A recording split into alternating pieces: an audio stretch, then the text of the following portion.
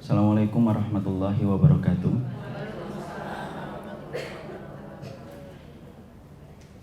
Innal hamdalillah wassalatu wassalamu ala Rasulillah wa ala alihi wa sahbihi wa man tabi'ahum bi ihsan ila yaumil qiyamah. Ibu-ibu yang semoga Allah rahmati dan Allah berkahi, bersyukurlah kita kepada Allah atas seluruh kenikmatan yang Allah telah berikan kepada kita selaku hambanya Allah Subhanahu wa taala. Karena tidak ada kendaraan bagi hati mengarungi kehidupan untuk mendapatkan keridhaan dari Allah Subhanahu wa taala kecuali hati kita mempunyai kendaraan yang bernama syukur dan bernama sabar. Karena sesungguhnya kendaraan syukur dan kendaraan sabar itulah yang akan menjadikan hati kita mengarungi kehidupan, diridhai oleh Allah dan dicintai oleh Allah ketika kita senantiasa mampu menjadikan hati kita bersyukur kepada Allah atas semua kenikmatan yang telah Allah berikan kepada kita selaku hambanya.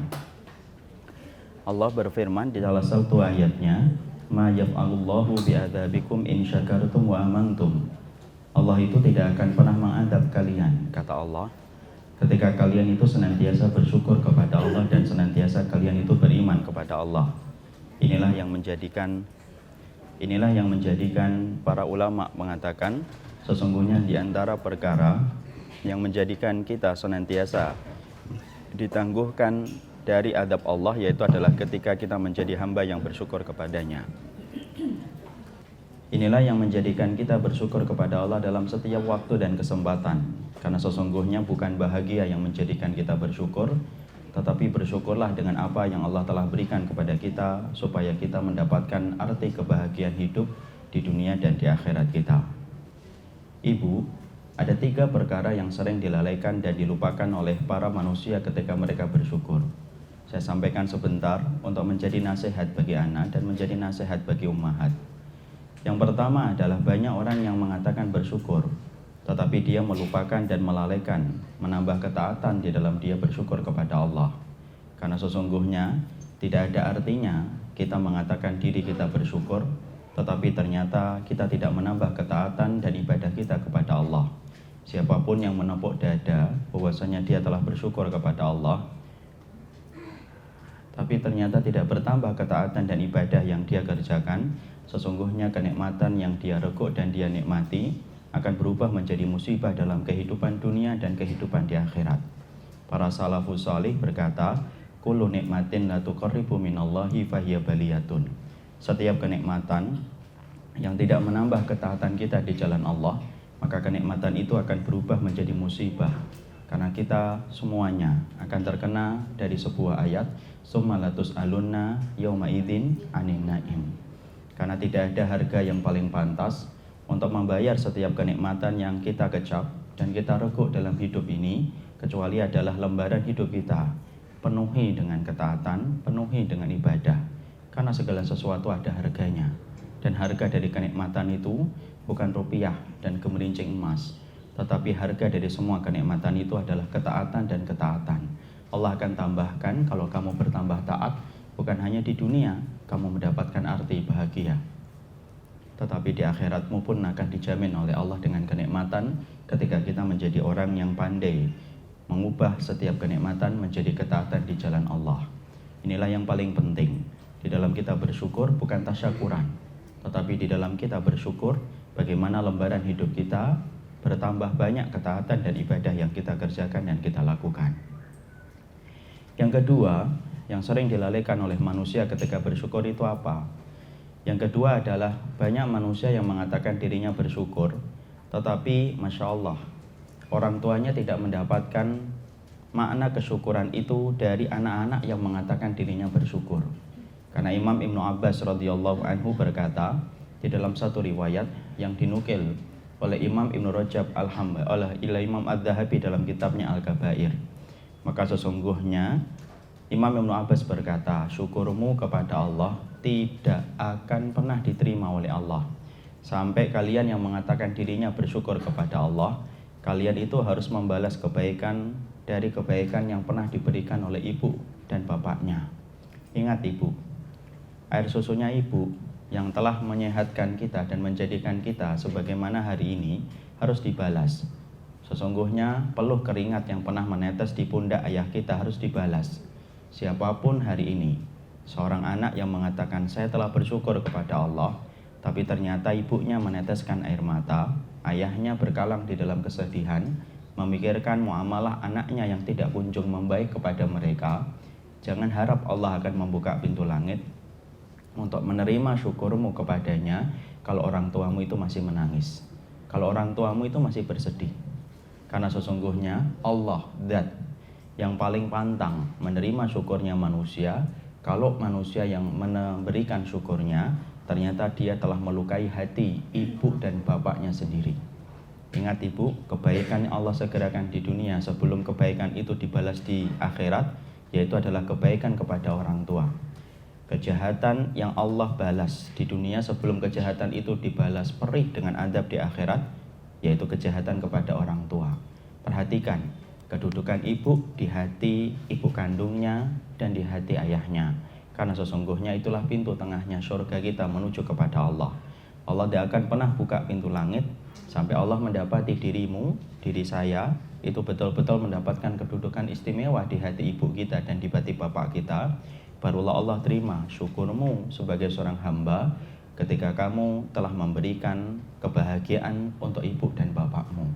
Inilah yang dikatakan oleh Imam Ibnu Abbas radhiyallahu anhu. Yang ketiga, di antara perkara yang kita harus wajib mengerti di dalam kita bersyukur adalah Rasulullah SAW bersabda di dalam hadis yang sahih yang diriwayatkan dari Imam Ahmad dari Abu Hurairah radhiyallahu anhu, di mana Rasulullah SAW bersabda, "Man lam yashkurin nas, lam yashkurillah." Siapapun manusia yang tidak bersyukur kepada manusia yang pernah berbuat baik kepadanya, pada hakikatnya dia tidak mampu bersyukur kepada Allah. Perhatikan ibu, parameter syukur kita kepada Allah diukur oleh Nabi dengan parameter syukurnya ibu kepada orang yang telah pernah berbuat baik kepada ibu. Kita ini makhluk yang lemah. Allah kirimkan orang-orang yang baik di sekitar kita, menguatkan kita, mendukung kita, memberikan kebaikan kepada kita. Maka sesungguhnya Masya Allah, Allah tidak akan pernah terima syukurmu kepada Allah kalau orang-orang yang pernah menitipkan kebaikan di dalam gudang kehidupanmu, tetapi mereka kecewa karena kamu tidak membalas kebaikan mereka. Rasul sampai bersabda, Allah tidak butuh kepada orang yang tidak pernah bersyukur kepada orang-orang yang berbuat baik kepadanya. Bahkan Rasulullah bersabda tadi, sesungguhnya barang siapa yang tidak bersyukur kepada manusia tidak akan mampu bersyukur kepada Allah.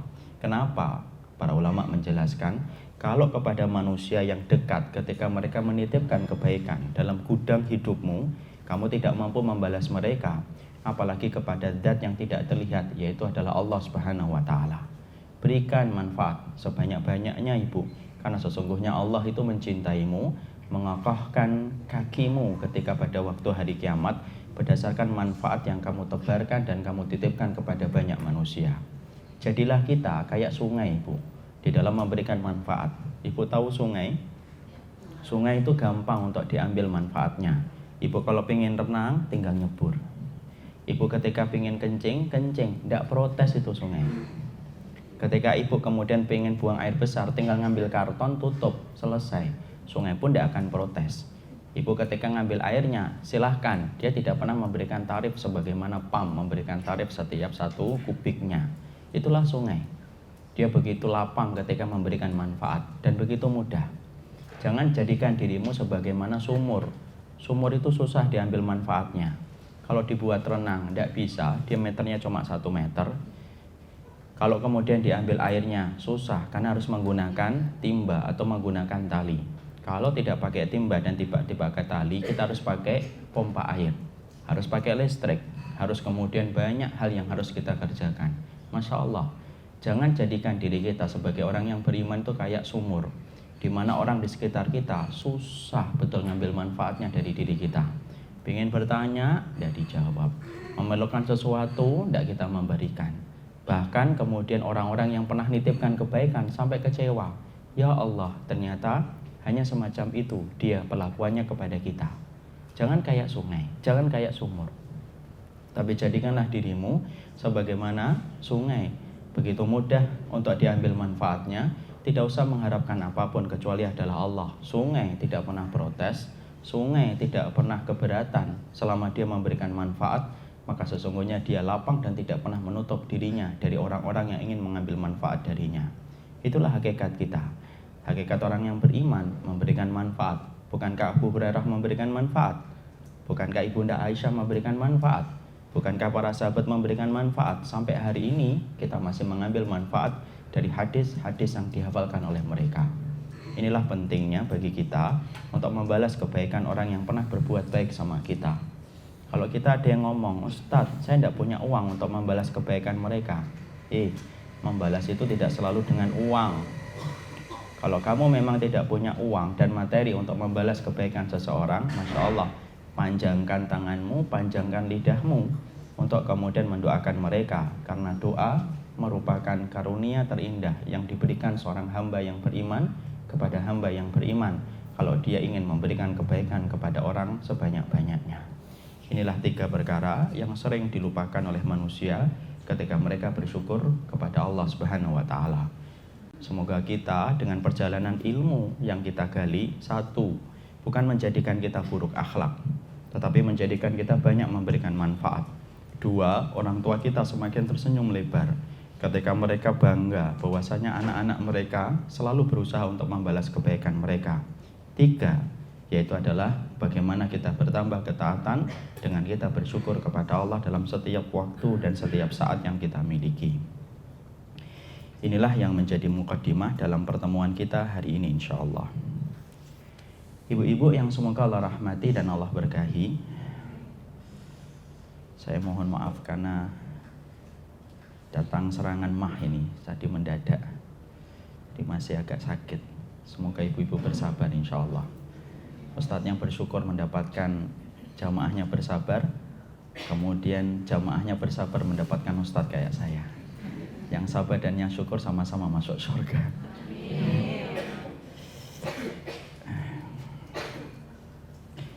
Sekarang mari kita kemudian membahas tentang satu tema, yaitu adalah tema tentang dahsyatnya keridhaan Allah dalam kehidupan makhluk. Karena kita sepakat bahwasanya di dalam kita beribadah kepada Allah, kita ini memerlukan cinta. Karena apapun yang dilakukan di dalam kehidupan, apabila kita ditopang dengan cinta, menjadikan perjalanan kita menjadi lebih ringan ketika kita selalu memiliki rasa cinta dalam setiap lembaran-lembaran kehidupan kita. Kalau kemudian boleh, saya mengambil contoh yang kecil.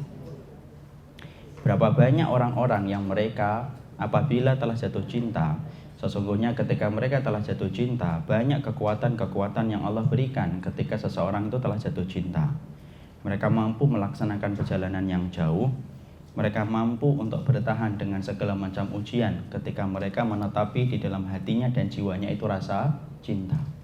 Makanya kalau boleh kita pinjem istilah orang di luar itu sering bilang bahwasanya kalau sudah jatuh cinta, lautan diseberangi, gunung akan didaki.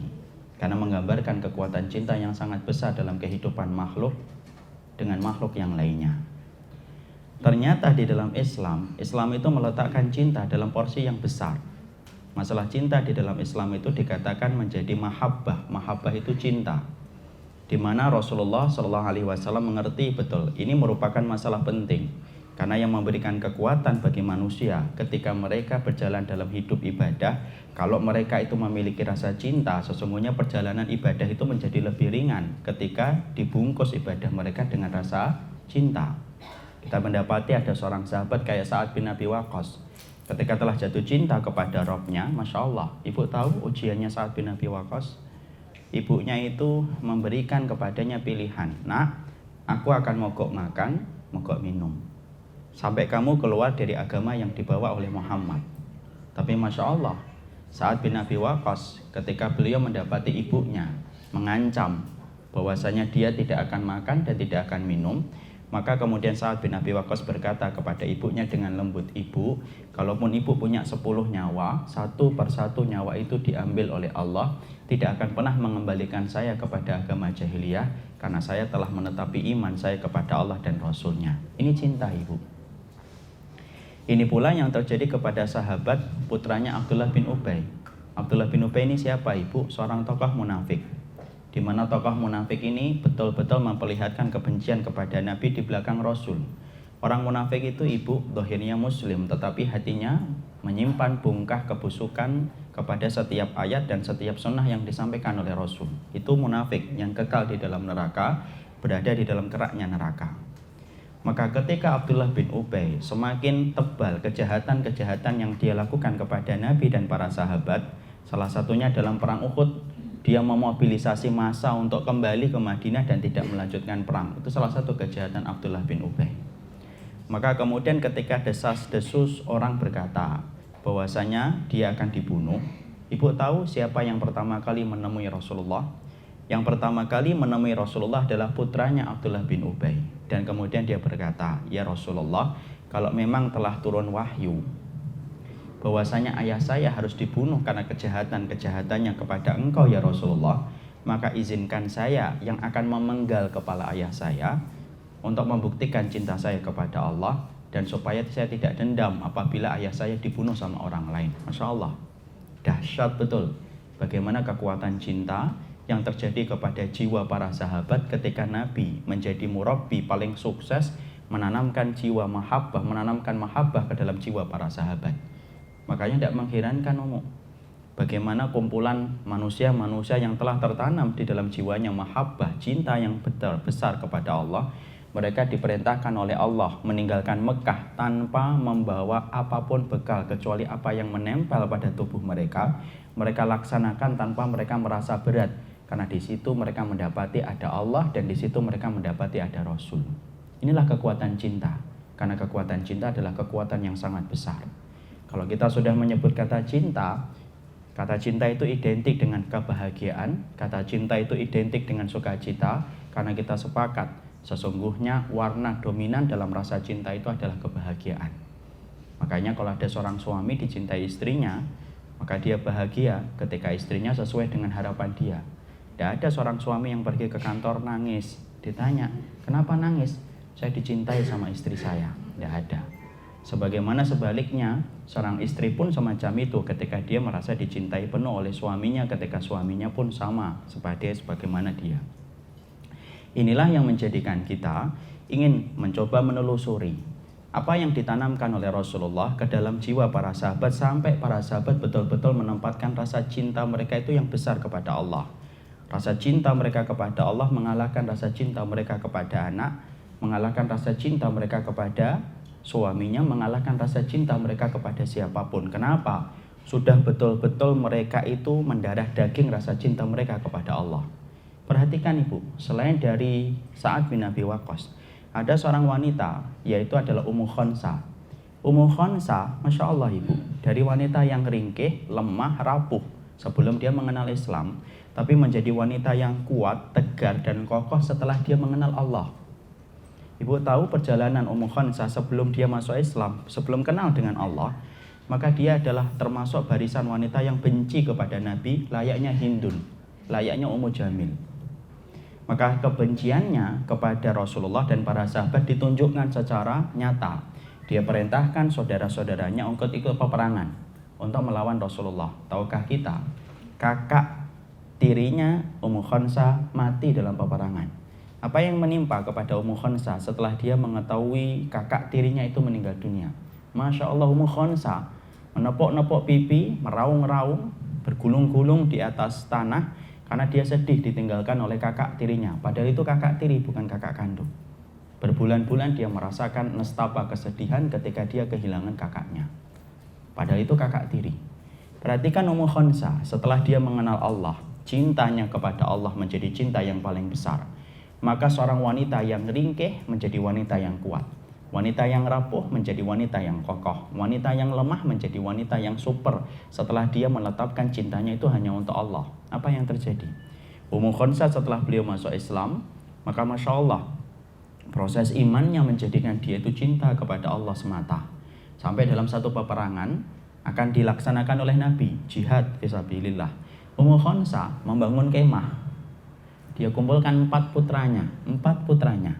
Kemudian dia beritahu kepada 4 putranya ini, "Nak, saya gadaikan kalian semuanya nanti di jalan Allah. Besok tidak ada dari kalian yang tinggal di sini sama ibu. besok kalian menemani Rasul ya, berjihad bersama Rasul dan para sahabat. Dan ibu berdoa, empat-empatnya dari kalian tidak ada yang pulang. Dan ibu menginginkan supaya kalian semuanya mendapatkan syahid di dalam peperangan bersama Nabi dan para sahabat. Masya Allah. Mungkin kita mengira Allah itu lip service karena waktu malam. Tapi ternyata di waktu paginya dibuktikan dengan nyata. Maka kemudian 4 anaknya satu persatu pamit kepada Ummu Khansah. Padahal Ummu Khansah ngerti loh, bisa jadi 4 anaknya ini tidak ada yang balik lagi dan mampu dia temui. Tapi tegar. Perang itu kemudian bersama Rasulullah 4 putranya. Masya Allah apa yang terjadi? Kurir memberitahukan kepada Ummu Khansah bahwasanya 4 anaknya terbunuh semuanya di jalan Allah dan wafat gugur di jalan Allah dan tidak ada yang pulang. Tidak ada yang kembali. Perhatikan Ummu Khansah. Ummu Khansah itu saat itu apakah dia menepuk-nepuk pipi? Kalah, enggak. Apakah dia menyobek-nyobek baju? Enggak. Dia hanya kemudian menangis, meneteskan air mata sedikit, kemudian dia di dalam satu riwayat dia bersujud, kemudian dia bersyukur bahwasanya telah mendapatkan syafaat dari 4 anaknya ketika telah terbunuh di jalan Allah. Masya Allah ibu, kalau ibu tidak membaca itu dalam lembaran kisahnya para ulama, ibu tidak akan percaya. Tapi kita bayangkan, Masya Allah, mana ada sih seorang ibu yang kehilangan anaknya? Berapa banyak ibu yang selalu berkata, daripada saya melihat anak saya mati, lebih baik saya yang mati. Daripada melihat anak saya sakit, saya yang minta sakit Ustadz kalau melihat anak saya sakit. Itulah rahmat yang Allah berikan kepada setiap wanita di atas muka bumi. Tapi perhatikan Ummu Khansah, cintanya kepada Allah itu tidak hambar. Tapi cintanya kepada Allah itu terbukti, ngalir dalam setiap aliran darahnya Ummu Khansah.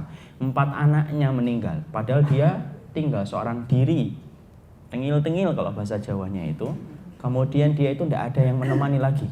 Tapi Masya Allah Ummu Khansah hanya meneteskan air mata. Bandingkan dengan keadaan Ummu Khansah sebelumnya, di mana dia menepuk-nepuk pipi, nyobek-nyobek baju, bergulung-gulung di atas pasir, padahal yang meninggal itu baru saudara tiri.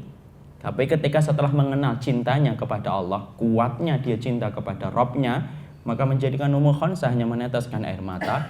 Karena itulah kekuatan cinta. Cinta itu tidak bisa dilogika oleh siapapun. Cinta itu bisa dilogika? Tidak bisa dilogika. Dan cinta ketika antara manusia tidak bisa dilogika, apalagi cintamu kepada Allah itu tidak bisa dilogika. Makanya ibu kalau membaca kisahnya para sahabat satu persatu, kita ini tidak akan pernah membayangkan bahwasanya itu manusia. Kita membayangkan mereka itu malaikat. Karena apa? Karena jiwa mereka itu betul-betul cinta kepada Allah yang menjadikan mereka itu dahsyat di dalam membuktikan rasa cinta mereka kepada Allah. Selesai Ustadz? Belum. Sambilkan kisah lagi, yaitu adalah seorang sahabat wanita, yaitu adalah Ummu Sulaim radhiyallahu anha. Ummu Sulaim ini juga mendapatkan ujian yang berat ketika suaminya meminta izin, bukan meminta izin, menyampaikan bahwasanya dia ingin berjihad di jalan Allah. Ummu Sulaim mempersilahkan. Maka beliau memiliki anak. Apalah daya ketika suaminya sedang sibuk berjihad di jalan Allah, maka putranya meninggal dunia, menderita sakit. Lalu kemudian Ummu Sulaim seorang diri mendapati anaknya meninggal dunia. Masya Allah. Maka kemudian Ummu Sulaim memandikan anaknya, mengkafani anaknya, padahal saat itu tidak ada suaminya. Suaminya sedang sibuk berjihad. Masya Allah, setelah dikuburkan itu anaknya, maka kemudian Masya Allah, dia mendapati kabar bahwasanya suaminya itu akan pulang. Mungkin kita akan membayangkan, oh Ummu Sulaim pasti nangis-nangis, mungkin akan ngomong, kamu itu kemana aja sih? Anak kita meninggal malah kamu ngelayap di luar, gak kemudian pulang-pulang. Mungkin itu yang kita bayangkan dan kita pikirkan. Tapi ternyata enggak. Ummu Sulaim itu ketika dia mendapati kabar bahwasanya pasukannya Rasulullah itu kembali ke Madinah, apa yang dilakukan Ummu Sulaim? Ummu Sulaim itu berdandan ibu, secantik mungkin, seelok mungkin, secantik mungkin untuk menarik hati suaminya. Maka kemudian ketika suaminya datang mengetuk pintu, dibukakan oleh Ummu Sulaim. Tolha suaminya kaget. Begitu cantik dan mempesona istrinya di malam itu. Saking terpesonanya Tolha melihat Ummu Sulaim, maka dia tidak sempat untuk bertanya di mana anak mereka. Mereka asik masuk pada malam itu, mereka bercanda, mereka menghabiskan malam bersama sampai kemudian dicampuri Ummu Sulaim radhiyallahu anha pada malam itu.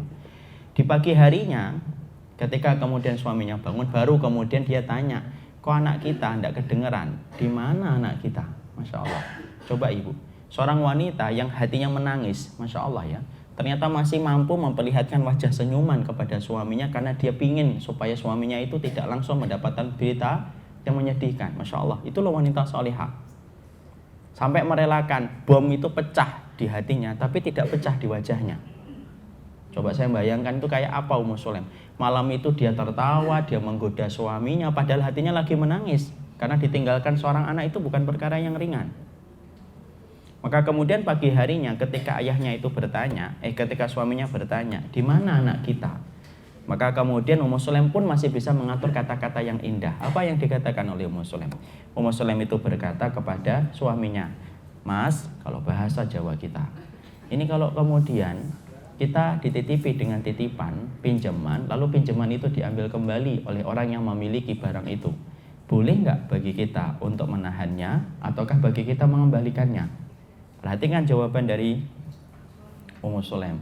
Jawaban dari suaminya, Tolha. Suaminya lalu kemudian menjawab, ya harus dikembalikan. Tidak boleh ditahan? Tidak boleh ditahan. Kenapa? Itu bukan milik kita. Dari kias, analogi yang sederhana, tapi analogi yang cantik sekali. Maka kemudian Ummu Sulaim lalu berkata dengan tutur kata yang lembut kepada suaminya, Masya Allah, begitu juga dengan anak kita ini titipan. Dan anak kita telah dipanggil kembali oleh Allah titipan itu, Masya Allah. Tolha itu sempat kaget ketika dia mendapati berita itu. Memberitahukan kepada Nabi, dan ketika memberitahukan kepada Nabi, Nabi cukup berkata, Allah meridhoi apa yang kalian berdua lakukan tadi malam, Masya Allah. Ternyata kemudian Allah dan Rasulnya tidak marah dengan apa yang dilakukan oleh Ummu Sulaim. Bahkan Allah meridhoi ketika wanita yang solehah ini bagaimana dia menyimpan berita itu dan menyampaikan kepada suaminya di waktu yang sangat tepat. Maka kemudian akhirnya apa? Allah meridhoi apa yang dilakukan oleh Ummu Sulaim dan Tolha malam itu. Apa yang terjadi? Allah mengganti anaknya dengan anak yang baru, yang lebih solih, yang lebih baik, dan lebih daripada sebelumnya yang telah diwafatkan oleh Allah. Apa yang menjadikan Ummu Sulaim mampu untuk kemudian menahan air mata di hatinya dan tidak memperlihatkan di wajahnya? Ya karena cinta kepada Allah. Dia paham bahwasanya anak itu adalah titipan yang dititipkan oleh Rabb yang dia sembah, dan sewaktu-waktu titipan itu akan diambil oleh Allah. Saya mengambil dua contoh ini untuk menggambarkan kepada kita betapa dahsyatnya kehidupan para sahabat, bukan hanya yang laki-laki tapi yang perempuan. Bagaimana ketika aliran darah mereka sudah diisi dengan mahabbah mereka kepada Allah, maka sesungguhnya Masya Allah dahsyat kekuatan mereka di dalam kehidupan. Inilah yang kita akan coba untuk lihat. Apa sih yang ditanamkan oleh Nabi? Ketika Nabi itu menanamkan kepada para sahabat jiwa mahabbah, sampai betul-betul para sahabat itu yang mereka cintai itu hanyalah Allah dan Rasul. Karena Syekhul Islam Imam Ibnu Taimiyah berkata, hatimu ketika beribadah tidak akan sempurna hatimu sampai kamu mengumpulkan 3 unsur. 1, kamu harus punya khauf, takut kepada Allah. 2, roja, kamu punya harapan kepada Allah. 3, mahabbah, kamu harus punya rasa cinta kepada Allah. Orang yang beribadah tanpa khauf jadinya murji'ah. Tapi kalau beribadah punya khauf, tidak punya roja, maka dia menjadi khawarij. Orang yang beribadah dengan mahabbah tok, maka jadi menjadi zindik. Maka harus 3. Hatimu kadang harus takut, kadang hatimu harus punya berharapan kepada Allah. Dan yang ketiga, hatimu dilapisi dan dibungkus dengan hangatnya mahabbah. Karena dengan hangatnya mahabbah menjadikan perjalanan ibadah kita walaupun berat, tetapi mampu dilewati oleh orang yang kuat imannya. Karena yang mengkuatkan dan mengokohkan jiwa seseorang itu karena rasa cinta yang tertanam secara hak kepada Allah.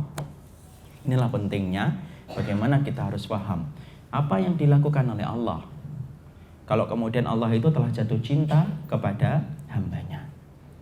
Mari kita kemudian membahas apa yang dilakukan oleh Allah ketika Allah itu telah jatuh cinta kepada hambanya. Maka sesungguhnya ada 4 riwayat yang disampaikan di dalam hadis-hadis yang sahih bagaimana Rasulullah Shallallahu Alaihi Wasallam itu menerangkan kepada kita apa yang dilakukan oleh Allah ketika Allah itu betul-betul jatuh cinta kepada hambanya. Yang pertama, hadis itu diriwayatkan dari jalurnya Bukhari Muslim. Hadisnya adalah hadis qudsi, fima makna anin Nabi Sallallahu Alaihi Wasallam. Bahwasanya Rasulullah itu bersabda, "Wa ma yazalu 'abdi yataqarrabu ilayya bi syai'in mimma aftaratu 'alaihi. Wa la yazalu 'abdi yataqarrabu ilayya bin nawafil hatta uhibbahu. Fa in kuntu ahbabtuhu kuntu sam'ahu alladhi yasma'u bihi, wa basarahu alladhi yubsiru bihi, wa yadahu alladhi yabtishu biha, wa rijlahu alladhi yamshi 'alaiha. Wa la in sa'alani la utiyannahu, wa la in ista'adani la u'idannahu." Paham Ibu artinya? Tidak, insya Allah.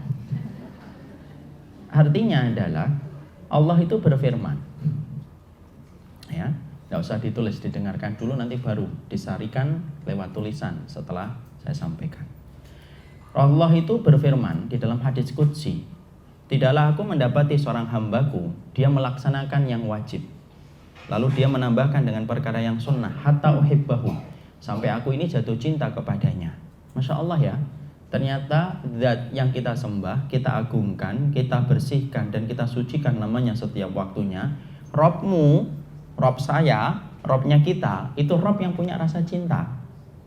Jadi bukan hanya ibu yang punya rasa cinta ketika 30 tahun lalu menikah itu, atau 40 tahun yang lalu baru menikah. Bukan kita saja yang punya rasa cinta, tapi ternyata yang punya rasa cinta itu adalah Allah. Itu punya rasa cinta. Dan ternyata Allah itu ketika jatuh cinta, Allah itu melihat ada hambanya yang melaksanakan yang wajib, dia menambahnya yang sunnah, maka Allah jatuh cinta kepadanya. Apa sih yang Allah lakukan ketika Allah itu betul-betul telah jatuh cinta kepada hambanya, kepada makhluknya? Karena kita sepakat ya, Masya Allah ya, kalau dicintai makhluk saja, banyak keistimewaan yang kita dapatkan darinya ketika dia jatuh cinta kepada kita. Apalagi kita membayangkan apabila Allah mencintai seorang makhluk. Allah zat yang sangat sempurna, yang tidak ada celah dan tidak ada kekurangan. Loh, kayak apa itu? Ketika telah mengistimewakan hamba yang Allah cintai. Maka Allah kemudian menerangkan, "Fa in kuntu ahbabtuhu kuntu sam'ahu alladhi yasma'u bihi." Kalau aku ini telah jatuh cinta, maka sesungguhnya kuntu sam'ahu alladhi yasma'u bihi. Aku akan menjaga pendengarannya yang dipakai untuk mendengar. Wa basarahu alladhi yubsiru bihi. Aku akan menjaga penglihatannya yang dipakai untuk melihat. Maka akan menjaga tangannya yang dipakai untuk memegang, dan aku akan menjaga kakinya yang dipakai untuk melangkah. Masya Allah. Artinya apa sih? Para ulama menjelaskan, Allah kalau sudah jatuh cinta kepada hambanya, di antara hamba-hamba yang Allah pilih di antara hamba, ketika mereka melakukan amalan yang istimewa, Allah itu akan menjadikan hamba itu terjaga seluruh organ tubuhnya dari seluruh perkara kemaksiatan dan seluruh perkara dosa. Masya Allah. Allah sulitkan dia melakukan dosa, tetapi sebaliknya Allah mudahkan mereka untuk melakukan ketaatan di jalan Allah. Siapa sih yang mampu membolak-balikkan hati kita, Ibu? Bukan kita, Allah. Wong kita nangis dan kita sedih aja, kita nggak pernah tahu jam berapa kok. Pernah nggak ada yang ngomong jam 1 insya Allah nanti saya nangis? Nggak ada yang tahu. Karena yang memiliki hati kita dan menggenggam hati kita itu adalah Allah. Dan Allah itu ketika Rabb yang kamu sembah, kamu agungkan dalam setiap ibadah kita. Ketika telah jatuh cinta, Allah itu ketika telah jatuh cinta, Allah tidak mengabarkan akan memberikan harta. Tidak. Ada yang memberikan harta, ada yang tidak. Tapi ketika Allah telah jatuh cinta, Allah itu kemudian menjaga orang yang Allah cintai supaya tidak gampang melakukan dosa dan kemaksiatan, tetapi sebaliknya Allah mudahkan dia untuk melakukan ketaatan di jalan Allah. Mana contohnya, Ustaz? Ayo kita ambil contoh. Bagaimana kita melihat peristiwa dua nabi dan satu kisah orang yang solih pada zaman salaf dan satu kisah orang yang solih pada zaman hari ini. Saya ambilkan 4. Kisah yang pertama kisahnya Nabi Yusuf alaihi salam. Laula an ra'a burhana rabbih. Nabi Yusuf itu digoda oleh seorang wanita yang begitu cantik, mempesona, punya kedudukan yang tinggi di tempat perantauan, di kamar yang terkunci dan tidak ada yang mengetahui. Coba, kurangnya apa? Cantik, mempesona, punya kedudukan yang tinggi di tempat perantauan. Biasanya kalau di tempat perantauan itu ada gak yang kenal kita? Tidak ada yang kenal kita. Di dalam kamar yang terkunci rapat. Bahwasanya apakah Yusuf itu tidak suka dengan perempuan itu? Kata siapa? Nabi Yusuf itu suka. Wahamma biha wahammat bihi. Hamma itu apa sih? Hamma itu betul-betul senang. Betul-betul senang. Orang mukmin itu juga punya rasa cinta. Cuma orang mukmin itu pandai untuk mengendalikan cintanya untuk tidak menjadi liar. Itu saja. Nabi Yusuf pun punya rasa senang kepada wanita itu. Ya. Jadi betul-betul wahamma biha. Yusuf itu suka dengan wanita itu, suka banget. Sebagaimana wanita itu juga suka banget melihat Yusuf alaihissalam. Tapi apa yang menjadikan Nabi Yusuf ketika punya kesempatan gede untuk melakukan perkara itu, tetapi kemudian mampu ditinggalkan oleh Yusuf alaihissalam setelah semua fasilitas itu mendukung dia untuk melampiaskan apa yang menjadi nafsunya. Dikatakan oleh Allah dalam surat Yusuf, laula an ra'a burhana rabbih. Kalaulah bukan karena dia melihat tanda-tanda Robnya, maka dia itu akan jatuh. Ibu tahu nggak apa tafsirnya? Apa yang dilihat oleh Nabi Yusuf sampai dikatakan oleh Allah kalaulah bukan karena melihat tanda-tanda Robnya? Sebagian riwayat ada yang mengatakan sesungguhnya Nabi Yusuf itu melihat ayahnya Yakub. Yusuf, kamu itu Nabi, tidak boleh itu, jangan dideketin. Tinggalkan. Dia melihat kayak 3 dimensi langsung itu. Makanya di situ para ulama mengatakan pendidikan yang paling membekas dalam jiwa anak itu bukan pendidikan ibu, tapi pendidikan bapak. Tapi yang paling istiqomah menemani anak itu siapa? Ibu. Tapi yang paling membekas itu membentuk pola karakter anak itu siapa? Ayah. Ya, itu yang pertama satu riwayat. Ya, karena yang dilihat oleh Nabi Yusuf itu bukan ibunya, yang dilihat oleh Nabi Yusuf itu siapa? Ayahnya. Sebagian riwayat itu mengatakan sesungguhnya Nabi Yusuf saat itu yaitu adalah melihat Allah itu memperlihatkan tentang adab neraka detail, di mana Allah itu memperlihatkan adab apa yang Allah berlakukan kepada orang yang berzina. Ketika Nabi Yusuf melihat gambaran itu, maka Nabi Yusuf itu langsung padam syahwatnya. Mati itu syahwatnya. Lalu kemudian akhirnya Nabi Yusuf mampu meninggalkan wanita tersebut. Masya Allah.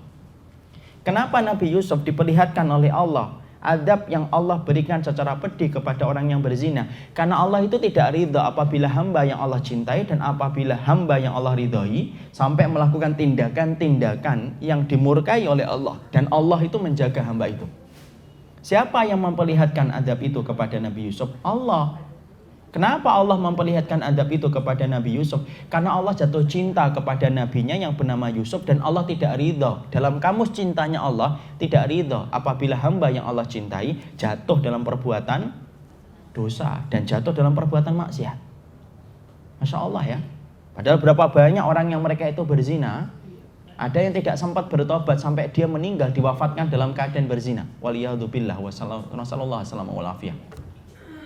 Ada orang yang berzina tidak pernah merasa berdosa dengan zina yang dia kerjakan. Masya Allah, itu amal-amal yang berat dosanya di sisi Allah. Tapi Masya Allah, Nabi Yusuf, karena Allah itu cinta kepada Nabi Yusuf, Allah tidak biarkan Yusuf, itu organ tubuhnya jatuh dalam perkara yang haram. Maka kemudian Allah perlihatkan adab neraka bagi Nabi Yusuf. Lalu padam itu syahwatnya Nabi Yusuf. Dan Nabi Yusuf tinggalkan istri sang raja dalam keadaan menangis ketika dia mendapati makarnya kepada Nabi Yusuf itu tidak dipenuhi oleh Nabi Yusuf. Satu cukup? Enggak. Kita ambilkan contoh yang kedua. Rasulullah SAW dalam satu riwayat Imam Ahmad yang dinukil oleh Sofiyar Rahman al-Mubarakfuri, diterangkan bahwasanya Nabi sebelum beliau menjadi seorang Rasul Muhammad, maka sesungguhnya Rasul itu pekerjaannya apa? Penggembala kambing. Maka kemudian Rasulullah itu menggembala kambing. Mungkin ada yang bertanya, kenapa sih rata-rata Nabi itu kok menggembala kambing, Ustaz? Karena menciptakan karakter sabar menggembala kambing itu. Ya, bisa nggak sekarang dikiaskan menggembala kambing itu sama dengan menggembala mobil? Nggak bisa, tidak akan sama. Ya, maka kemudian beliau itu menggembala kambing. Tahukah kita kejadian apa yang menimpa kepada Rasulullah untuk menggambarkan betapa Allah itu mencintai Nabi? Ketika Rasulullah muda, junior, itu sedang mengembala kambing, fasami asautan. Beliau itu mendengar suara yang datang dari arah kota Mekah. Lalu kemudian Rasulullah itu tidak tahu suara apa itu. Kemudian Rasulullah itu bertanya, ma hadas saut? Ini suara apa sih ini? Temannya yang sama-sama menggembala kambing berkata kepada Rasulullah sallallahu alaihi wasallam, Muhammad muda, belum menjadi nabi. Ya Muhammad, sautun arisa fulan bi fulanah. Ya Muhammad, ini suara pesta perkawinan dari pesta musik-musik yang mereka selenggarakan ketika mereka mengadakan pesta perkawinan. Jadi ternyata orang-orang jahiliyah dulu kalau mereka pesta perkawinan itu suara musiknya itu sampai membahana, bertalu-talu sampai keluar kota Mekah. Rasulullah SAW Muhammad muda saat itu tidak ngerti. Tahukah kita apa yang dilakukan oleh Nabi? Nabi lalu kemudian akan keluar, lalu kemudian melangkahkan kaki menuju ke kota Mekah. Ketika beliau akan menuju ke kota Mekah, baru mengayunkan langkah beberapa langkah. Faja'alan nu'as. Allah itu ternyata ngirimkan ngantuk kepada matanya Rasulullah. Rasulullah itu tidak mampu untuk melangsungkan perjalanannya karena saat itu Rasulullah itu ngantuknya luar biasa. Rasulullah kemudian tidur di bawah sebuah pohon, tertidur, pulas betul tidurnya. Walam yuqidhuhu illa min harati syamsi. Tidak ada yang membangunkan Nabi saat itu kecuali satu, matahari yang menerpa wajahnya. Rasulullah itu baru bangun. Ketika Rasulullah baru bangun, Rasulullah langsung tanya, "Loh, suara tadi mana?" "Habis Muhammad, acaranya selesai. Lah kamu tidurnya terlalu pules." Rasulullah itu tidak tahu kalau kemudian hari itu yang menidurkan itu adalah Allah. Muhammad muda, junior, belum menjadi nabi, belum menjadi rasul. Kemudian terjadi beberapa hari yang sama, kembali Rasulullah mendengar suara itu kembali. Rasulullah kembali mengayunkan langkahnya menuju ke kota Mekah untuk melihat, bukan untuk ikut serta, untuk melihat yang dilakukan oleh orang-orang Quraisy itu ketika menikahkan anak itu kayak apa. Tapi ternyata ketika Rasulullah SAW sedang mengayunkan langkah, kembali Allah ngirimkan ngantuk kepada matanya Rasulullah. Masya Allah, kembali tidur ibu di bawah pohon yang sama. Dan tidak ada yang membangunkan Rasulullah kecuali terpaan matahari yang menimpa kepada wajahnya. Bangun, Rasulullah tanya kembali, "Lu suara tadi mana?" "Habis Muhammad acaranya, kamu terlalu nyenyak tidurnya." Masya Allah. Saat itu Rasul tidak sadar kalau yang menidurkan itu adalah Allah. Sampai beliau menjadi seorang nabi dan seorang rasul, barulah beliau tahu kalau yang menidurkan itu adalah Allah. Fahala baini wa baina al-ma'siyah hatta akramani Allahu birisalah. Allah itu menjaga saya dengan perbuatan kemaksiatan sampai saya diutus untuk menjadi nabi dan seorang rasul. Masya Allah. Ngantuk ibu. Tapi bukan ketika beribadah, bukan ketika ngaji. Saya nggak nyindir loh ya.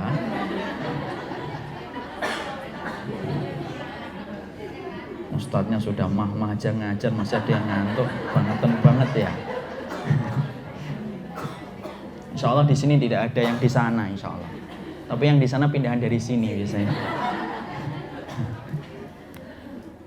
Ngantuknya bukan ketika khutbah Jumat. Ada nggak orang khutbah Jumat itu salamnya sang khatib aja nggak dengar? Kecuali ketika dia qomat, baru kemudian bangun. Ketika bangun pun mau jatuh, karena apa? Kakinya kesemutan. Ibu tidak akan tahu karena ibu bukan orang yang sering sholat Jumat. Kalau saya sering sekali lihat orang itu ketika saking nyenyaknya tidur, bangun itu kesemutan mau jatuh ke belakang. Tapi ditidurkannya itu kemudian oleh Rasulullah itu ditidurkan oleh Allah ketika beliau itu akan mendatangi kemaksiatan yang dibenci oleh Allah. Allah tutup telinganya, Allah beratkan itu matanya. Masya Allah ya. Padahal berapa banyak dari kita itu kalau baca Quran ngantuk banget. Tapi setelah ditutup, biar buka kembali mati. Lu kemana aja gitu loh. Jadi ternyata sudah, kalau tertawa berarti kita menertawakan diri kita masing-masing. Ada waktunya tertawanya nanti aja. Jadi Masya Allah, ternyata begitulah cara Allah ketika memperlakukan hambanya ketika Allah itu cinta. Cukup Ustadz? Tidak cukup. Saya ambilkan contoh kisah lagi salaf.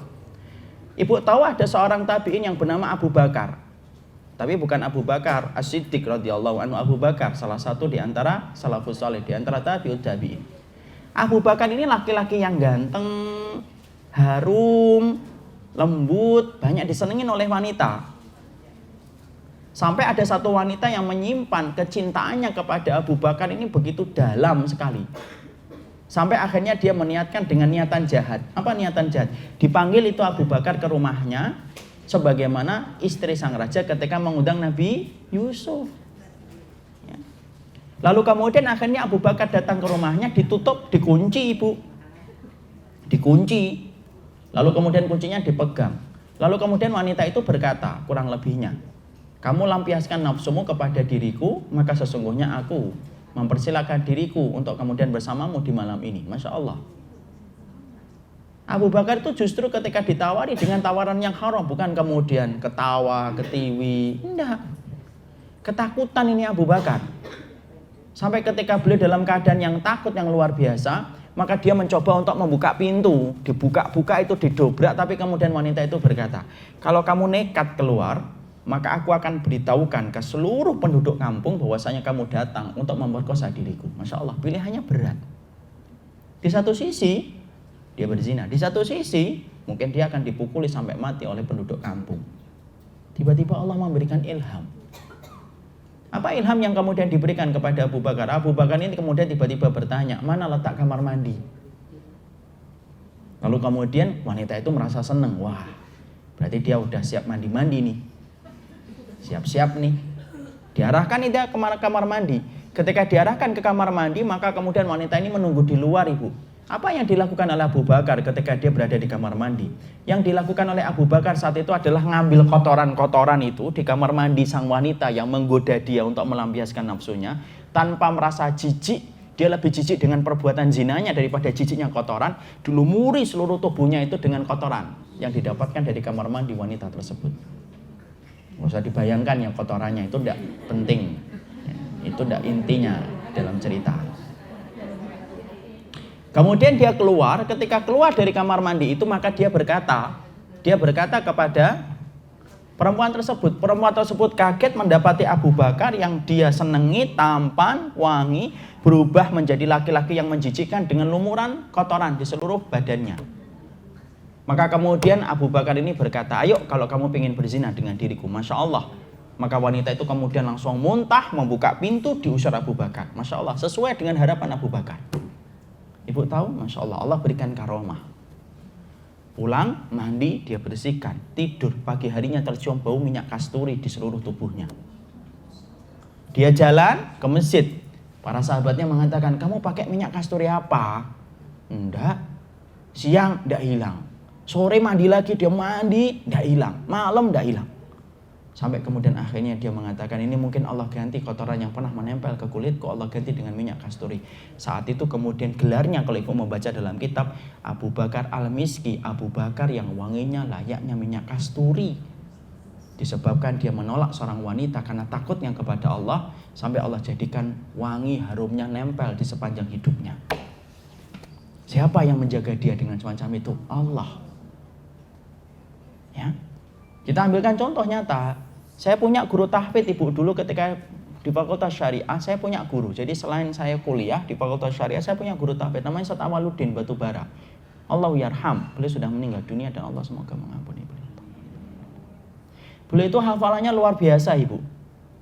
Hafalannya itu sampai nomor ayat aja beliau hafal. Nomor ayat itu hafal, Ibu, padahal buta. Buta, Ibu. Padahal menghafalkan nomor ayat itu sangat susah daripada menghafalkan ayat per ayat. Ibu saya tanya minal jinnati wan nas saja mungkin nggak bisa ngitung kok. Qul a'udzu birabbin nas, malikin nas, ilahin nas, ngurutin. Itu pun kalau tahu surat An-Nas. Kadang-kadang tanya, itu surat apa, Ustaz? Ya, ini kan contoh, terserah saya. Beliau itu sampai nomor ayat itu hafal, Ibu, Ustaz Awaluddin ini. Dulu saya kemudian di Pasar Rebo, jadi setiap pagi habis subuh saya nyetor hafalan, kemudian sore habis asar ketika habis kuliah saya nyetor hafalan. Tiap hari kayak gitu. Jadi sembari kita kuliah di Fakultas Syariah, balik nyetorkan hafalan. Kemudian pagi nyetorkan hafalan. Insya Allah. Yang membuat saya kagum itu apa? Beliau buta tapi hafal Qur'annya itu Masya Allah. Bahkan di antara kita sampai ada yang berkomentar, Ustaz Awaluddin itu suruh ngafalin Qur'an dari belakang ke depan dan dari depan ke belakang itu mampu. Saking hafalnya. Masya Allah ketika saya pernah diceritain sama beliau, itu kemudian pernah mendapatkan cerita. Bahwasanya ketika kita dulu bertanya, ada temannya yang ngomong, loh Awaluddin ini, Ustaz Awaluddin, Ustaz kalian ini, Masya Allah. Dari semenjak menghafalkan Quran itu sudah mendarah daging dengan Quran. Sampai-sampai ketika beliau itu menghafalin Quran dulu ketika dia masih di pondok tahfidz. Itu kemudian saking dia itu menghafalkan Quran itu masuk ke dalam jiwanya, pernah akan ujian surat Yusuf. Surat Yusuf, Ibu. Kemudian dia murojaah, mengulang-ulang hafalan. Dia tertidur di atas sajadah, ngigunya itu surat Yusuf dari awal sampai akhir. Masya Allah. Kalau ngigonya ibu-ibu apa? Tomat sama terasi. Itu ngigo surat Yusuf. Surat Yusuf ibu dari awal sampai terakhir. Dari awal sampai terakhir. Sampai kemudian ketika beliau bangun, Ustaz Awwaluddin itu kata temannya, ketika dia bangun kemudian dia merapikan sajadahnya, kemudian mau murojaah kembali. Teman-temannya komentar, kamu mau apa? Din, mau menghafalkan surat Yusuf kan mau ujian. Halah wong kamu tidur aja. Ngigo surat Yusuf gak ada yang salah, apalagi gak ngigo. Saya tuh bayangkan sederhana ibu, Masya Allah. Kita diberikan oleh Allah kekuatan penglihatan, kita diberikan oleh Allah kesehatan, kita mampu membaca, kita mampu menyibak setiap halaman per halaman dari mushaf. Bukan hanya mushaf yang kita bawa melalui kertas, tapi sampai gadget pun ada mushafnya. Tapi sampai sekarang pun kita nggak hafal Quran. Tapi Masya Allah, beliau di tengah keterbatasan, buta, menghafalkan itu susah bagi orang yang buta. Tapi ternyata Allah jadikan bagaimana Allah itu jadikan penglihatannya itu mampu menghafalkan Quran.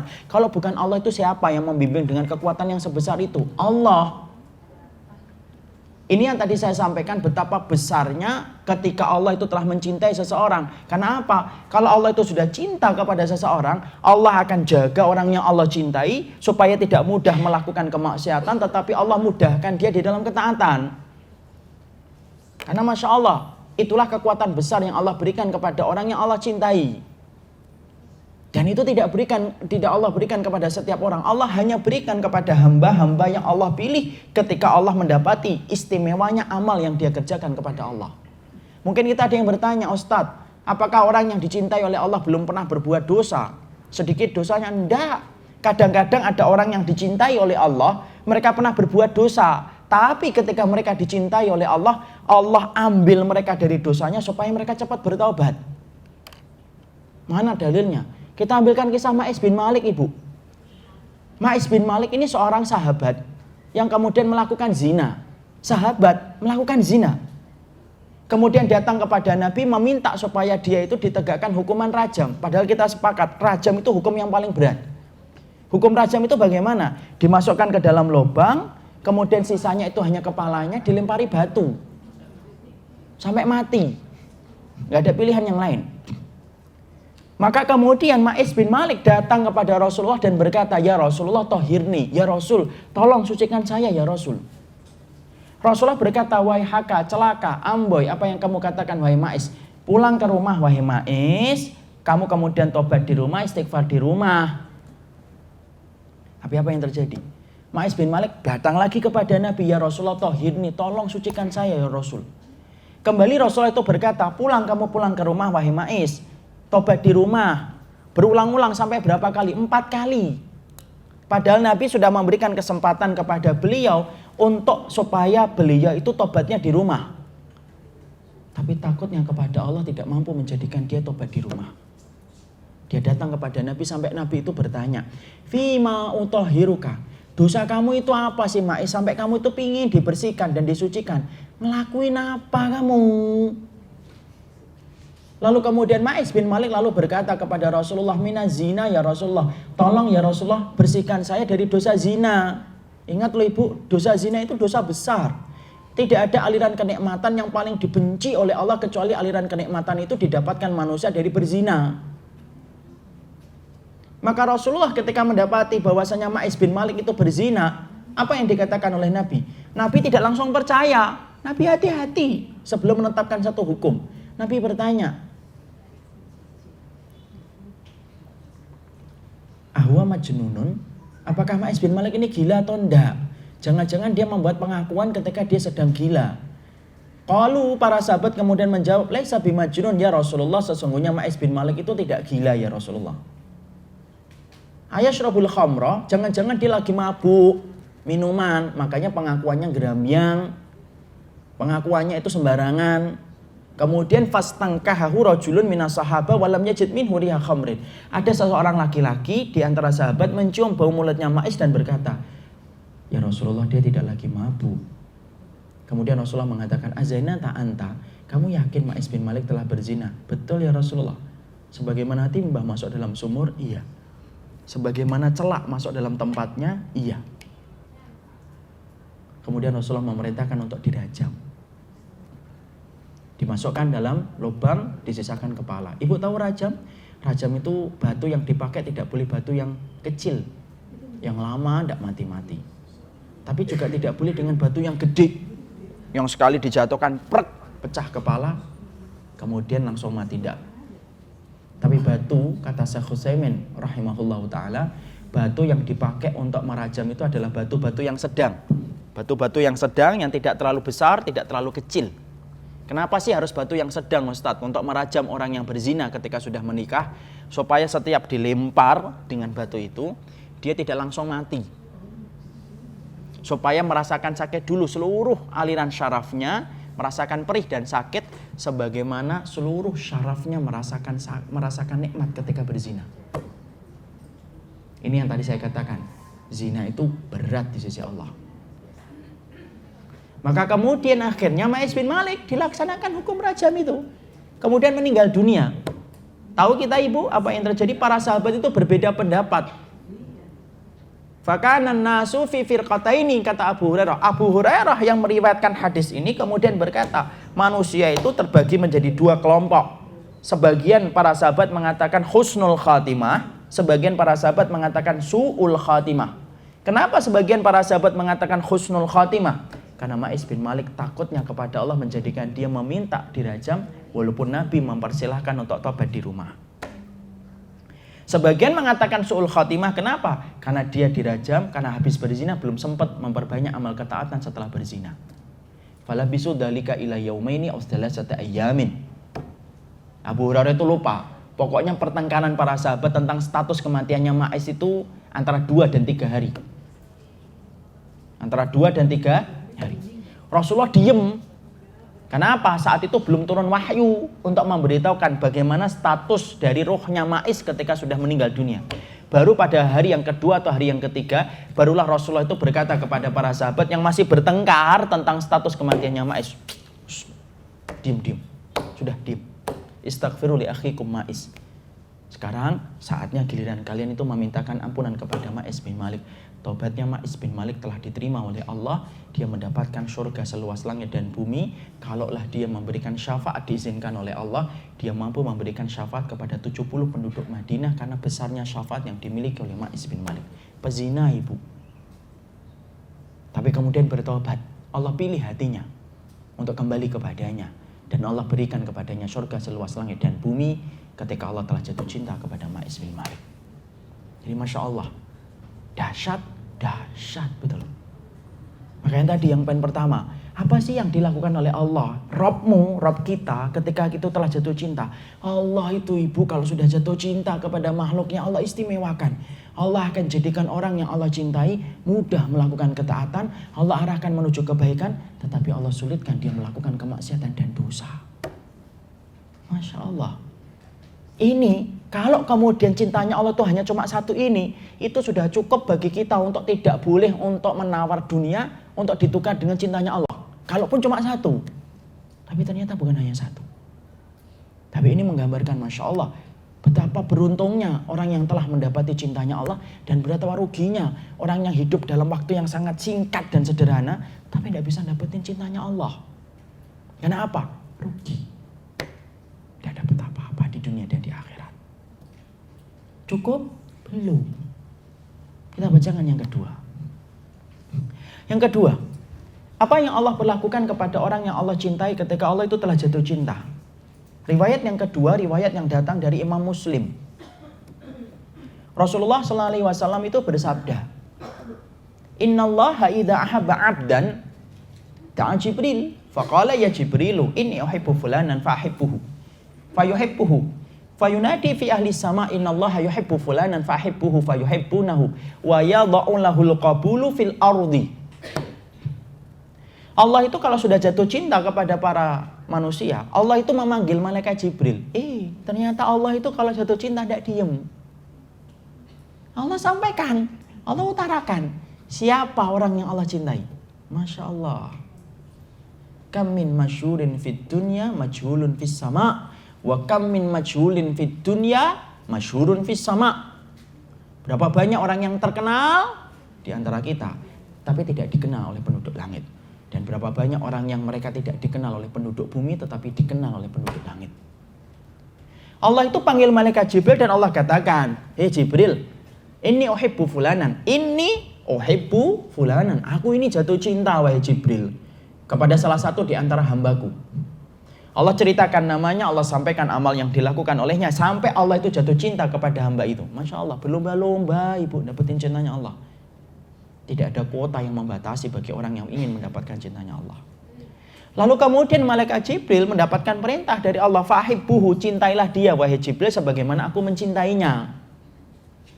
Sebagaimana aku mencintainya. Maka kemudian Jibril mencintai orang yang disebutkan oleh Allah. Lalu kemudian akhirnya dia mencintai pula orang yang dicintai oleh Allah. Selesai Jibril, belum. Fayunadi fi ahli sama innallaha yuhibbu fulanan. Dia ngabarkan ke seluruh penduduk langit dari para malaikat yang senantiasa bertasbih kepada Allah dan tidak pernah maksiat kepada Rabb-Nya.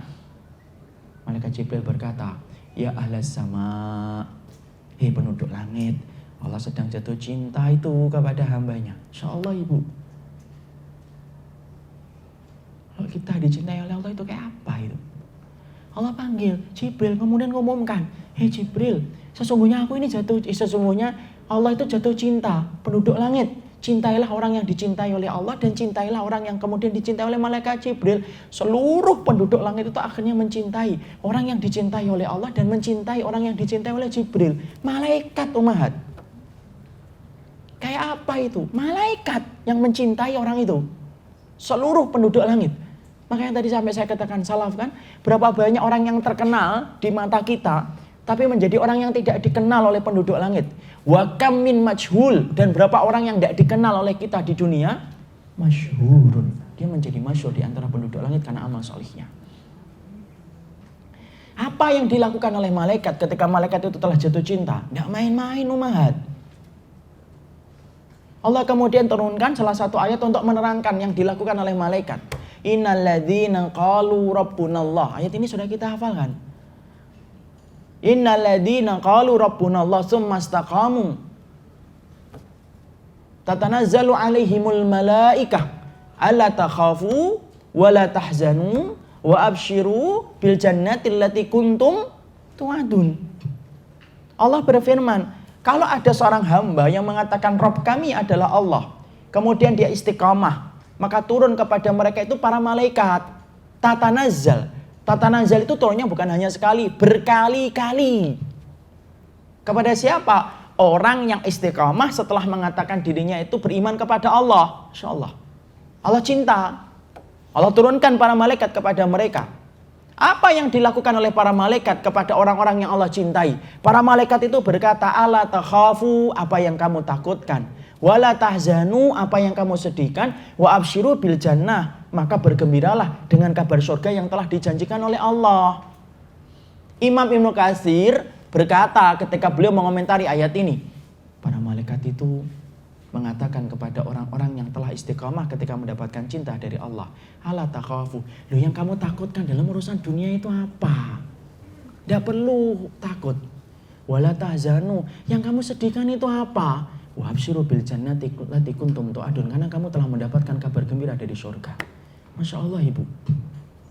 Jadi orang yang kemudian apabila dicintai oleh Allah, maka kemudian dia mendapatkan penguat, memberikan motivasi ke dalam jiwa dan hatinya. Siapa itu? Para malaikat. Padahal sering saya sampaikan dalam pertemuan-pertemuan sebelum-sebelumnya. Kita bisa bayangkan kalau dikuatkan oleh malaikat itu kayak apa? Lalu kita dikuatkan oleh motivator saja, Masya Allah. Ada motivator siapa? Mario Teguh, Ari Ginanjar, Andre Wongso. Kita harus mengikuti mereka. Semangat kita itu tambah. Mario Teguh itu salah satu orang yang saya suka bagaimana beliau ketika menyampaikan sesuatu. Kalau kita habis dengar itu, Masya Allah kita itu sadar kesalahan kita. Tapi Masya Allah, ini yang mendapatkan kekuatan bagi orang yang telah dicintai oleh Allah itu bukan para motivator. Yang mengkuatkan mereka itu adalah para malaikat. Masya Allah.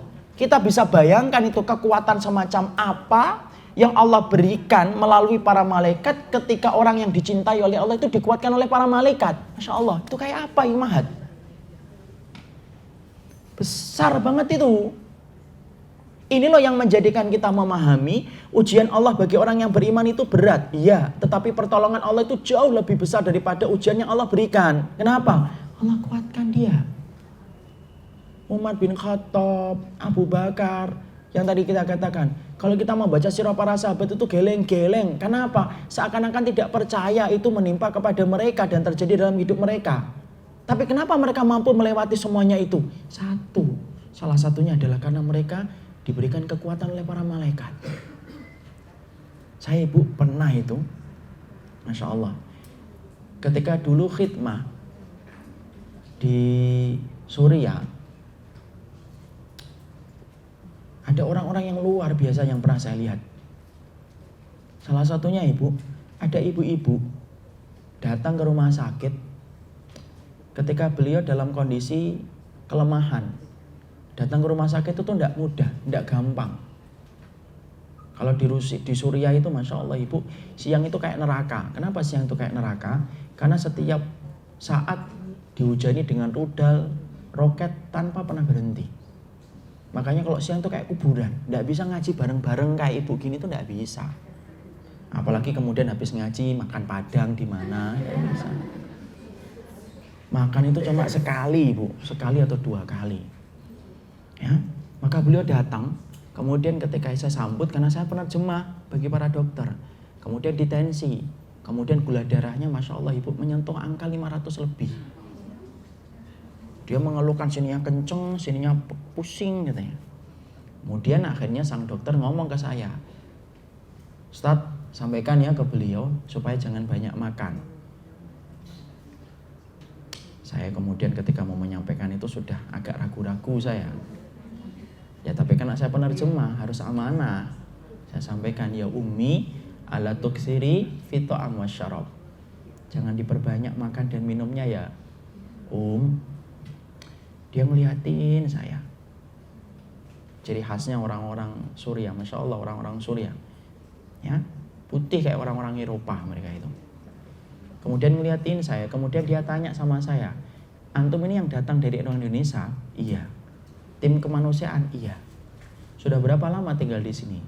Ya sudah 15 hari ibu. Saya tanya ya sama antum makan di sini tuh berapa kali sehari? Saya ngomong sekali. Ya kadang-kadang kalau ada orang yang bawa 2 kali, tapi jarang 3 kali. Kemudian dia berkata, antum tahu, ini bahasanya, kita ini makan susah. Loh kok ente ngomong sama saya supaya banyak makan itu, jangan banyak makan tuh makannya dari mana? Saya penerjemah, saya ngomong itu loh dokternya. Nggak tega saya. Ya saya diem aja. Kemudian setelah itu apa? Kemudian saya ngomong, dok diagnosa antum salah. Ini kan kita kan jarang makan. Oh iya Ustadz saya lupa. Wajar dokter dari daerah sipil menuju ke daerah konflik. Akhirnya sang dokter ngomong, ya sudah Ustadz suruh jangan banyak pikiran. Saya udah tahu ini pasti salah lagi. Tapi saya penerjemah ya saya ngomong, ibu jangan banyak pikiran ya ibu ya. Lalu kemudian ibu itu ngeliatin saya dalam-dalam ibu. Insya Allah diliatin saya udah tahu salah lagi saya.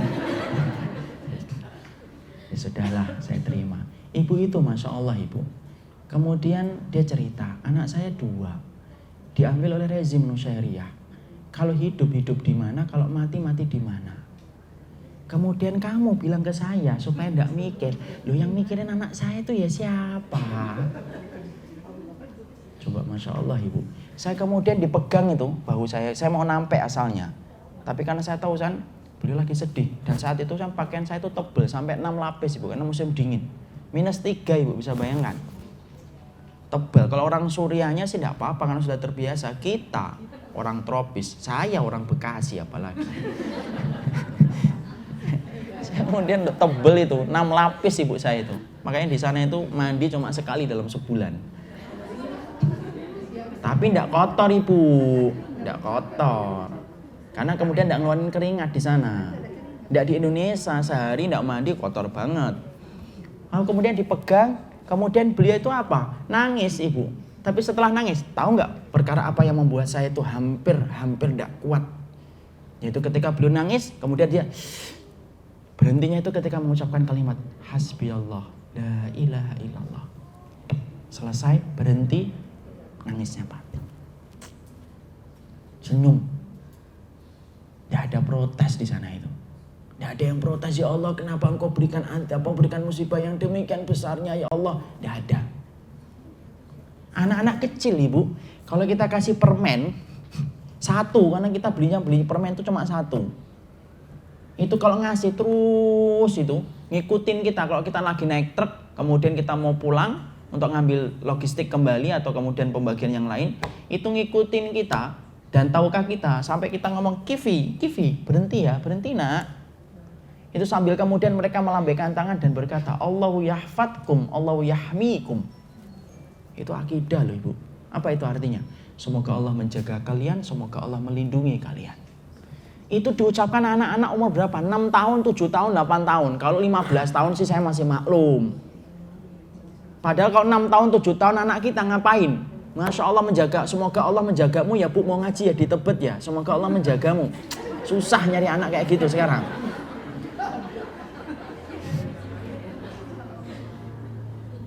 Di sana tidak sekolah ibu, susah sekolah. Makanya kita yang ngajarin mereka untuk Iqra, kita ngajarin mereka juga di sana. Tapi Masya Allah orang Suriah itu, tidak pernah kita dapati orang yang begitu luar biasa di dalam kelembutan kecuali orang Suriah. Saya banyak sekali menyimpan kisah-kisah indah bersama orang-orang Suriah. Pantas kalau sampai Rasulullah mengatakan tuba li ahli Syam fa inna malaikatur rahman basitatun ajnihataha ala ardi Syam. Sesungguhnya beruntung sekali orang itu yang menjadi penduduk Syam, karena sesungguhnya malaikatur rahman itu kalau mengepakkan sayap itu di atas kota Syam. Hari ini yang porak-poranda itu ibu dipilih oleh Allah untuk menurunkan Nabi Isa. Allah itu ketika menurunkan Nabi Isa tidak di Tebet, tidak. Apalagi Bekasi, tidak juga. Allah pilihkan untuk menurunkan Nabi Isa itu di mana? Di Suriah yang hari ini porak-poranda. Alfamart, Indomaret tidak ada di sana. Tapi di situ Allah kemudian akan turunkan Nabi Isa alaihi salam. Kenapa? Berkah tanahnya yang luar biasa. Kalau tanah kita dibasahi dengan air hujan, tanah Syam itu dibasahi dengan darahnya para syuhada yang cinta sama Allah. Siapa yang bisa ngalahkan kayak gitu? Tidak ada yang bisa ngalahkan ibu. Tidak ada di antara mereka itu kemudian yang menyesali takdir. Tidak ada. Padahal itu Masya Allah, setiap waktunya kita ngelihat korban itu hampir tiap hari. Itu ikhwan-ikhwan di sana itu yang di rumah sakit sering memperlihatkan foto. Ini masih hidup, ini masih hidup, ini mati, ini mati, ini mati, ini masih hidup. Ah, bentar lagi juga mati, ini hidup. Sampai menjadi hal kayak gitu ibu. Tapi kenapa mereka kuat? Karena kemudian saya yakin kok ada pertolongan Allah ketika Allah turunkan kekuatan bagi mereka. Dulu ibu kita di sana itu masih bisa kemudian ngeliatin paspor. Kita waktu sebulan, saat itu memang masih bisa sebulan. Hanya sebulan. Kita masih bisa pulang kembali kepada kehidupan normal, ketemu masakan Padang lagi. Di sana nggak pernah tahu kapan itu berakhir. Dan hari ini lebih parah daripada keadaan kita dulu ketika di sana 3 tahun yang lalu. Itu saudara kita loh ibu. Nggak main-main, darah yang menetes di sana itu darah manusia, bukan darah kucing. Darah manusia tiap hari. Dan mereka itu Masya Allah, hanya karena mereka itu mempunyai akidah Ahlussunnah, kemudian mereka diperangi sampai semacam itu. Makanya saya kan katakan kan, kalau sekarang setelah saya mengunjungi mereka, saya malu untuk menyebut diri kita itu pemegang bara api. Bara apinya itu mana gitu loh. Mereka itu layak yang menyebut diri mereka itu bara api. Kenapa? Makan susah, minum susah ibu. Tapi Masya Allah menghormati tamu. Kalau kita minum di pagi hari, itu dicoba dulu sama mereka. Jangan minum dulu Ustaz. Mereka minum dulu. Saya tanya kenapa antum minum dulu akhi? Kalau ada racun biar saya mati dulu sebelum antum. Supaya antum tidak mati. Sampai saya itu pernah itu sampai ketika mau pulang dipeluk supaya minta itu kalau kami tidak ngerti antum punya keluarga di sana masih punya ibu dan bapak. Kami akan kemudian tahan antum supaya antum tidak pulang. Hormat betul sama orang. Kita ibu kalau khutbah di sana tidak ada yang kemudian tidak dengerin. Semuanya dengerin padahal bahasa Arab kita itu bukan bahasa Arab asli, mereka yang bahasa Arab asli. Tapi mereka kemudian tidak cuek, enggak. Bandingan dengan orang Mesir, bandingan dengan orang Saudi secara umum. Mereka jauh lebih lembut mereka itu. Tidak pernah kemudian ngeremehin antum, bahasa Arab antum apa sih? Enggak. Pantas sampai Rasulullah ketika ditanya oleh kemudian para sahabat, kalau kami keluar dari Madinah, kemana tempat yang kami harus tuju ya Rasulullah? Lalu Rasulullah mengatakan, alaika bisyam, kamu itu di Syam. Fa innallaha takaffala li bisyami wa ahlihi. Allah itu menjaminkan untukku tentang Syam dan kemudian tentang orang-orangnya di Syam itu. Masya Allah, luar biasa itu. Dan Allah memberikan kekuatan itu. Apa yang menjadikan kekuatan itu? Kekuatan itu adalah salah satunya malaikat yang menguatkan mereka, saya yakin walaupun saya tidak melihat. Siapa sih yang mampu menjadikan kita kokoh melewati setiap ujian? Bukan kita yang kuat, karena kita tidak pernah bisa mengkuatkan hati. Yang mampu mengkuatkan hati kita Allah dengan perantara malaikat kepada kita. Masya Allah. Itu yang Allah berikan kepada orang-orang yang Allah cintai. Allah berikan kekuatan yang besar sampai kemudian tercipta kekuatan-kekuatan yang tidak mampu ditandingi oleh kita. Kenapa? Mereka dapat satu kekuatan para malaikat padahal kita belum. Ya. Saya itu pernah ibu sholat maghrib mau berjamaah, kemudian menjamak. Saat itu satu hari itu kemudian banyak serangan sampai ke rumah sakit. Kemudian asalnya kita berencana untuk menyalurkan logistik bantuan-bantuan dari kaum muslimin. Karena banyak serangan, akhirnya kemudian kita undurkan waktu maghrib. Maghrib, karena kita mau pergi untuk memberikan logistik makanan dan bantuan itu, karena memang kita kemanusiaan, hanya kemanusiaan. Maka kemudian saya sholat jamak. Ya sudah, saya perintahkan kepada semua yang ada di rumah sakit, ayo kita jamak, yaitu maghrib dengan isya. Kemudian setelah maghrib selesai ada salah satu bapak-bapak namanya Abu Riyad, saya masih ingat, orang Suriah asli. Kemudian ketika mau sholat isya dipegang itu tangan saya. Mau sholat apa Ustaz? Mau sholat isya, tidak boleh dijamak. Loh kenapa? Loh kita mau safar untuk kemudian tidak boleh. Kalau tadi siang dijamak boleh karena banyak perang, sekarang sudah tidak ada. Karena dia bermadhab bahwasanya boleh jamak itu ketika perang lagi seru, perang lagi sengit. Saya kemudian ditahan, saya bilang, Pak saya punya dalil insya Allah ya Pak, saya akan sholat. Tidak boleh Ustaz. Kemudian ada salah satu di antara teman kami yang berkata begini, Ustaz sampaikan ke beliau, nanti dijelaskannya habis sholat isya. Saya menyampaikan, bentar ya Pak, saya sholat isya dulu nanti saya jelaskan. Dilepas itu. Saya sholat isya, saya jamak. Dia nunggu di samping saya. Coba ibu. Saya kemudian salam, langsung tanya, mana dalil antum? Saya sampaikan dalil-dalil ketika Rasulullah, ketika haji, ketika Rasulullah wukuf, ketika bermalam di Musdalifah, beliau menjamak dan yang lainnya. Didengarkan itu sama beliau. Setelah itu beliau pergi. Saya bingung, beliau ini setuju atau enggak gitu. Ternyata dia ke belakang, kemudian ngambil teh, kemudian dikasihkan teh itu kepada saya. Minum Ustaz. Duh, Bapak itu setuju atau enggak setuju? Saya bilang gitu. Loh, kok antum tanya saya setuju atau tidak setuju? Kalau antum sudah mengatakan qala Rasul, tidak ada sikap bagi saya kecuali setuju. Antum salah nanya sama saya kayak gitu. Saya diam akhirnya. Ini minum teh. Kalau saya punya hadiah yang lebih baik daripada ini, saya akan kasihkan. Bahkan beliau ngomong, kalau saya masih punya putri yang belum nikah, saya nikahkan dengannya. Nah itu jujur loh ya dari beliau saja. Tapi saya bilang, enggak Pak, beda Pak. Saya Suriah, saya Indonesia, Bapak Suriah. Masya Allah, yang ingin saya ambilkan, Masya Allah, cepat tunduknya mereka. Padahal itu merubah dan mengkoreksi pemahaman dia selama ini. Padahal yang sering ngaji di Tebet hari Rebu, didampaikan hadis, belum tentu langsung nerima. Coba, ya kan? Kajiannya di mana Bu? Di Tebet. Hari apa? Rabu. Jam berapa? 10, jam 12. Qala Rasulullah, bentar dulu kalau yang itu. Ini Bu, sebentar saya cuma mengatakan qala Rasulullah, kemudian selesai minggir ngambil teh dikasihkan ke saya. Masya Allah, itulah luar biasanya. Walaupun juga tidak menutup ada yang buruk juga ada. Setiap daerah tetap ada yang baik dan ada yang buruk. Tapi rata-rata semacam itu. Ini Masya Allah yang kedua apa? Orang yang dicintai oleh Allah itu dijaga oleh para malaikat. Ya. Jadi kemudian sangat luar biasa bagaimana kemudian ketika seseorang itu dicintai oleh Allah Subhanahu wa Ta'ala. Sudah mau zuhur ya. Kita lanjutkan. Ya. Yang ketiga, orang yang dicintai oleh Allah maka diwafatkan dalam keadaan husnul khatimah. Kemudian yang keempat, orang yang dicintai oleh Allah akan melihat wajahnya Allah. Yang ingin saya sampaikan Ibu, kenapa saya sampaikan hal yang semacam ini? Supaya membangun kembali lentera, menghidupkan kembali lentera di dalam hati kita. Bahwasanya yang paling penting dalam hidup kita itu bukanlah nafsu dan bukan pula gemericik dunia. Tapi yang paling penting bagi kita setelah kita mendengarkan hadis-hadis itu adalah bagaimana kembali kita menghidupkan lentera hati kita. Supaya lentera hati kita mendapatkan ridhonya Allah dan cintanya Allah Subhanahu wa Ta'ala. Ibu, tolong sebentar. Kalau ibu memahami tentang pentingnya ridha Allah, maka ibu akan menjadikan suaminya dan menjadikan keluarganya itu adalah mendapatkan ridhonya Allah. Kalau ibu seorang suami pasti ingin menjadikan istrinya itu adalah mendapatkan ridhonya Allah. Kenapa? Semuanya ini penting untuk dipahami oleh kita. Karena yang paling dahsyat dalam hidup kita itu adalah ridhonya Allah. Hari ini ridha Allah itu hilang.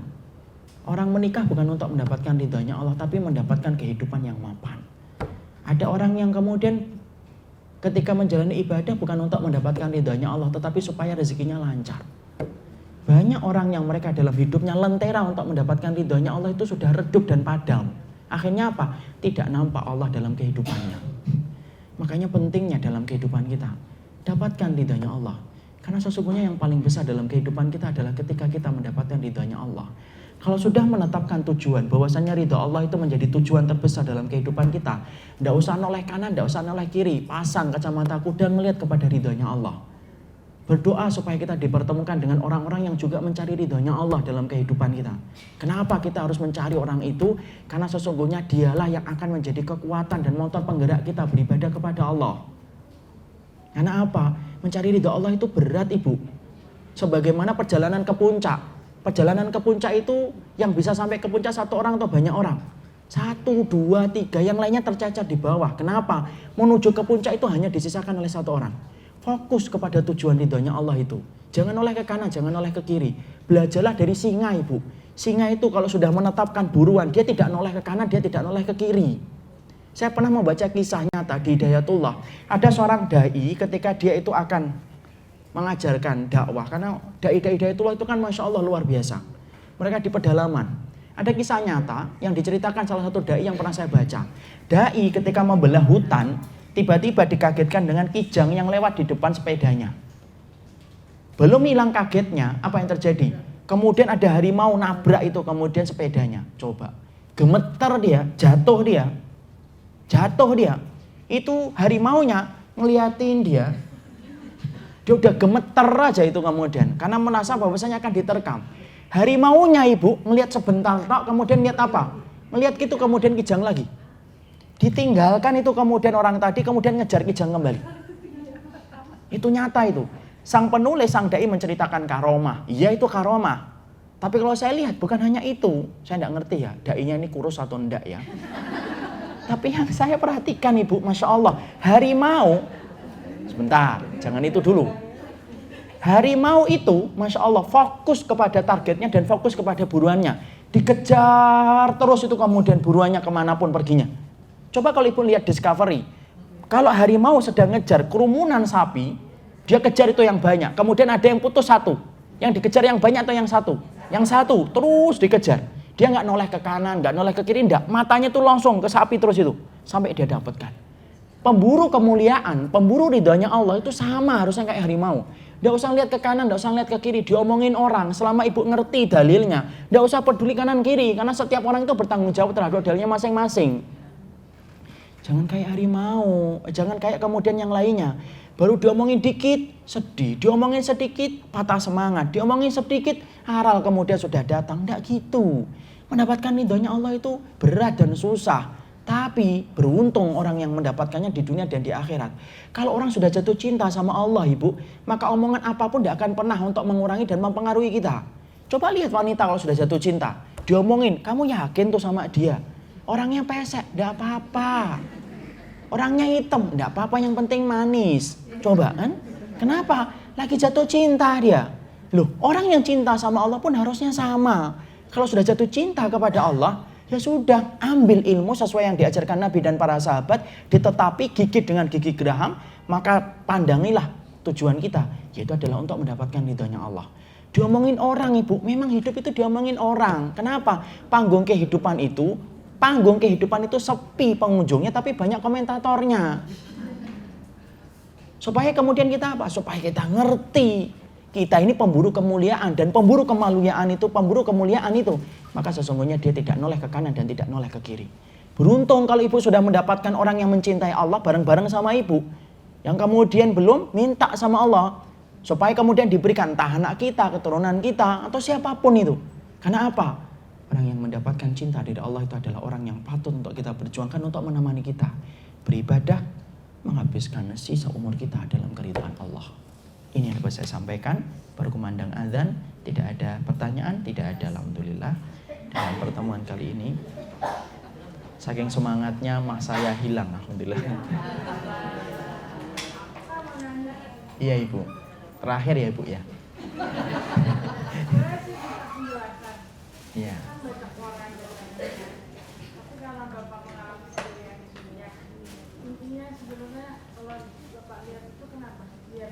Persoalan akidah ibu antara Ahlus Sunnah dengan Nusairiyah. Nusairiyah itu sekte Syiah yang paling ekstrim. Di sana itu bukan persoalan politik, di sana persoalan akidah. Iya, karena itu sudah puncaknya. Itu namanya apa?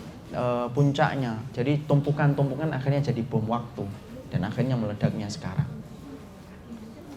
Iya. Enggak, insya Allah enggak ibu. Pengalaman saya selama 1 bulan di sana membuktikan itu bukan persoalan politik. Insya Allah itu persoalan akidah. Ya, saya karena sudah satu persatu pada berdiri, saya orangnya sensitif kalau lihat kayak gini ya.